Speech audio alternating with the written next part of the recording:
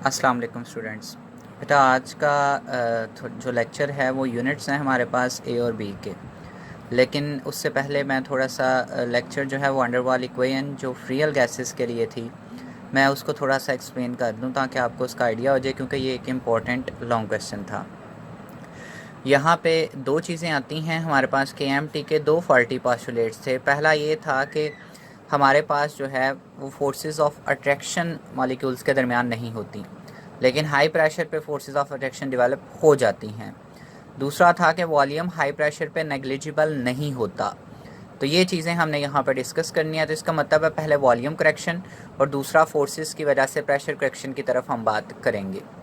Volume correction के लिए सबसे पहले आप कंसीडर करें तो हमारे पास ये एक वेसल है जिसके पूरे वेसल का वॉल्यूम मैंने लिखा हुआ है वी वेसल के इक्वल है। मॉलिक्यूल्स हाई प्रेशर पे अगर यहाँ पे गैस के होंगे तो वो बी वॉल्यूम ऑक्यूपाई करेंगे, इसे हम वॉल्यूम ऑफ गैस मॉलिक्यूल कहते हैं। इसका नाम जो है इसे इफेक्टिव वॉल्यूम या एक्सक्लूडेड वॉल्यूम भी कहते हैं हम एक मोल गैस के लिए। बाकी जो वॉल्यूम बच जाता है वो वेसल का फ्री वॉल्यूम है, जिसमें गैस के मॉलिक्यूल्स को हर वक्त वो अवेलेबल है ताकि वो उसको ऑक्यूपाई कर सकें एट लो प्रेशर। इसका मतलब है कि अगर टोटल वेसल का हम वॉल्यूम देखें तो वो दो चीज़ों के इक्वल है, एक फ्री वॉल्यूम के और दूसरा एक्सक्लूडेड वॉल्यूम के। ये हमने उन दोनों को सम किया। अगर हम फ्री वॉल्यूम फाइंड आउट करना चाहते हैं तो हम वेसल के वॉल्यूम में से बी को माइनस कर देंगे और ये मानी कि इस इक्वेशन को रीअरेंज किया है बेसिकली। अब बी जो है ये बेसिकली क्या था, ये इफेक्टिव वॉल्यूम था और ये मोलर वॉल्यूम के इक्वल नहीं था, ये मोलर वॉल्यूम के 4 गुना था। उसकी मैंने आपको मिसाल ये दी थी कि ये देखें, ये एक मॉलिक्यूल ए है, ये अपने इर्द गिर्द इतनी ही पोजीशन चारों साइड पे, अपने लेफ्ट राइट ऊपर नीचे इतनी ही पोजीशन जो है वो अपने लिए स्पेयर रखता है।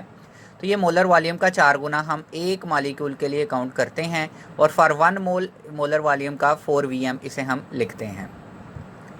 प्रेशर करेक्शन में हमने फोर्सेस ऑफ अट्रैक्शन के बारे में बात की थी कि अगर कोई मॉलिक्यूल दरमियान में है तो उसको 4 मॉलिक्यूल इर्द गिर्द से अट्रैक्ट कर रहे हैं, लेफ़्ट वाला, राइट वाला, ऊपर वाला और नीचे वाला। ये एक दूसरे के साथ जो है वो forces of attraction cancel out हो जाती हैं, लेफ़्ट राइट के साथ और ऊपर वाले नीचे वाले के साथ। लेकिन अगर हम इसको देखें जो बिल्कुल वॉल के साथ है, तो वॉल के साथ जो है उसके ऊपर वाले की फोर्स नीचे वाले के साथ कैंसिल आउट तो हो जाती है, लेकिन पीछे वाला उसको अपने तरफ अट्रैक्ट करता है, जिसकी वजह से जब वो आइडियल था, जब उसे कोई अट्रैक्ट नहीं कर रहा था, वो पी आइडियल प्रेशर अप्लाई कर रहा था। लेकिन अब जो वो प्रेशर अप्लाई कर रहा है वो पी है और ये आइडियल से कितना कम है, जितना इस फोर्स ऑफ अट्रैक्शन की वजह से कमी आई है। यानी कि आप पूरी फोर्स के साथ दीवार से किसी चीज़ को टकरा रहे हैं और उस चीज़ को कोई पीछे से खींच लेता है तो उसकी फोर्स में कमी आएगी। उस कमी को हम पी प्राइम से रिप्रेजेंट कर रहे हैं। यानी कि ये जो प्रेशर था जो अब अप्लाई हो रहा है दीवार के ऊपर, ये आइडियल प्रेशर में से अगर हम इस कमी को माइनस कर दें तो फिर हमारे पास ये प्रेशर जो है वो आ जाएगा। इस प्रेशर की वैल्यू के बारे में मैंने आपको बताया था कि ये किसके इक्वल होती है, कि पी प्राइम की value a over we square के इक्वल होती है। ये आया कैसे था कि पी प्राइम यानी कि प्रेशर में जो कमी है ये वो concentration of a molecules and b molecules के डायरेक्टली प्रोपोर्शनल होती है। कंसंट्रेशन होता है मोल्स पर डेसीमीटर क्यूब यानी कि एन ओवर वी। जब हम पी प्राइम को डायरेक्टली प्रोपोर्शनल करते हैं तो ये सी ए के लिए भी हमारे पास क्या हो जाएगा और बी के लिए भी क्या होगा, moles per decimetre cube, moles per decimetre cube. Mathematically multiply करें तो ये एन स्क्वायर ये वी स्क्वायर आ जाएगा। प्रोपोर्शनैलिटी को इक्वालिटी में चेंज करें तो यहाँ पे हमारे पास कांस्टेंट लगेगा ए को हम यहाँ पे कोएफिशिएंट ऑफ अट्रैक्शन कहते हैं।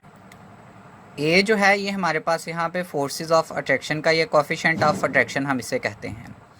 अगर हम नंबर ऑफ मोल्स 1 ले लें तो n की वैल्यू 1 हो जाएगी, तो यही इक्वेशन जो है वो a ओवर वी स्क्वायर के इक्वल आ जाएगी। हम चूँकि प्रेशर की करेक्शन करना चाहते थे, पीछे जो हमने इक्वेशन पढ़ी है कि आइडियल के लिए p प्लस पी प्राइम के इक्वल है, हम उसमें p प्राइम की value a over we square जो है वो पुट कर देंगे। इस वैल्यू को पुट करने के बाद हम यही वैल्यू जनरल गैस इक्वेशन के लिए, वहाँ पे आइडियल प्रेशर होता है और वॉल्यूम जो है वो आइडियल के लिए फ्री वॉल्यूम हमारे पास होता है, दोनों की वैल्यूज पुट करके हम उस इक्वेशन को रियल गैसेस के लिए कन्वर्ट कर लेंगे। प्रेशर को आप पुट करेंगे तो वो ये वाला P plus A over we square आ जाएगा, ये 1 मोल के लिए है। और V जो वॉल्यूम हमने फाइंड आउट किया था V फ्री, वो किसके इक्वल था, V वेसल माइनस B के, और N की जगह पे यहाँ पे भी 1 इज इक्वल टू RT आ जाएगा। ये हमारे पास for 1 mole of a gas real gas equation या वॉन डेर वाल इक्वेशन कहलाती है। इसे अगर n नंबर ऑफ मॉलिक्यूल्स के लिए आपने देखना है तो यहाँ पे n स्क्वायर, B के साथ भी n आ जाएगा और ये nRT के इक्वल हो जाएगा। अब यहाँ से ए और बी के जो यूनिट्स हैं हमारे पास वो बहुत ज़्यादा इम्पोर्टेंट हैं, हमने इन यूनिट्स को भी देखना है। ये हमारे पास general gas real gas equation या वैन डर वाल इक्वेशन है, जिसमें यूनिट्स ऑफ ए पहले हम फाइंड आउट करेंगे। ए के यूनिट्स निकालने के लिए ये जो पी प्राइम की हमने वैल्यू पुट की थी A N square over we square, A को एक साइड पे रखें, पी प्राइम और वी स्क्वायर उधर जाके मल्टीप्लाई और नीचे एन स्क्वायर आ जाएगा। यहाँ वैल्यूज पुट करें। प्रेशर का यूनिट क्या होता है हमारे पास एटीएम, वॉल्यूम का यूनिट हमारे पास क्या होता है यहाँ पे डेसीमीटर क्यूब, और चूंकि वी का स्क्वायर है तो इसका भी स्क्वायर आ जाएगा, और मोल के यूनिट हमारे पास मोल ही होते हैं और इसका भी स्क्वायर आ जाएगा। तो ए के यूनिट क्या बन जाएंगे यहाँ पे एटीएम DM6 पर मोल स्क्वायर। तो ये हमारे पास ए के यूनिट्स हैं।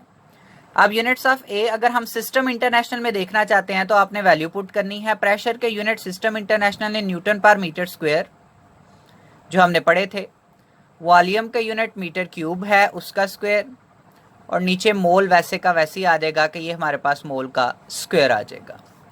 तो ए के यूनिट अगर हम देखें तो क्या बन जाएंगे, ये न्यूटन पर मीटर स्क्वायर वैसे ही लिख लें, ये मीटर 6 हो जाएगा और ये पर मोल स्क्वायर हो जाएगा।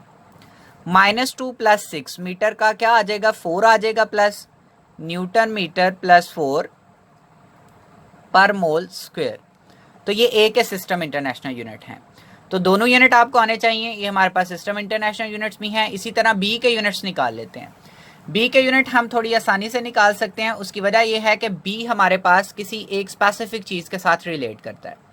इसे हम कहते हैं excluded volume of 1 mole of a gas. ये 1 मोल गैस का एक्सक्लूडेड वॉल्यूम है। तो इसके यूनिट्स जो हैं वो फिर हमारे पास क्या आ जाएंगे कि पर मोल के लिए वॉल्यूम के यूनिट डेसीमीटर क्यूब पर मोल, डेसीमीटर क्यूब पर मोल इसके यूनिट हो जाएंगे। सिस्टम इंटरनेशनल में हमारे पास ये डेसीमीटर क्यूब की बजाय क्या होता है, मीटर क्यूब पर मोल। तो ये बेटा हमारे पास ए और बी के यूनिट से। बी के यूनिट तो आप इजीली वॉल्यूम के साथ रिलेट कर सकते हैं और ए के लिए हमें इक्वेशन से डिराइव करना पड़ता है। ये वैन डर वाल इक्वेशन या रियल गैस इक्वेशन है for ideal gas, for real gases.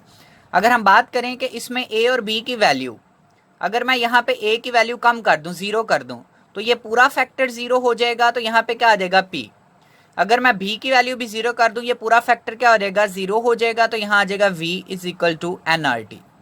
इसका मतलब है कि जब ए और बी स्मॉल हों तो गैसेस जो हैं वो किसके करीब होती हैं, आइडियल के ज़्यादा करीब होती हैं, क्योंकि वो आइडियल गैस इक्वेशन की तरफ जा रही है ना। देखें ए और बी जब बिल्कुल 0 है तो आइडियल है। इसका मतलब है ए और बी अगर कम हैं, ए और बी अगर स्मॉल हैं तो वो ज़्यादा आइडियल होगा, और अगर ए और बी लार्ज हैं तो वो नॉन आइडियल होगा। ये MCQs के लिहाज से भी इम्पोर्टेंट है हमारे पास। तो ये रियल गैस इक्वेशन या वैन डर वाल इक्वेशन को हम आइडियल गैस इक्वेशन के अंदर कन्वर्ट कर सकते हैं अगर हम ए और बी की वैल्यू जो है वो 0 कर दें। इसका मतलब है जितनी ए और बी की वैल्यू कम है उतना ये आइडियल है, जितनी ए और बी की वैल्यू लार्ज है उतना ये नॉन आइडियल है। तो ये हम इससे कंक्लूड कर सकते हैं, ये इसकी कंक्लूजन भी है कि gases are more ideal when a and b are 0। तो ठीक है बेटा, ये हमारा फिर आज का लेक्चर था। ओके जी, अल्लाह हाफिज़।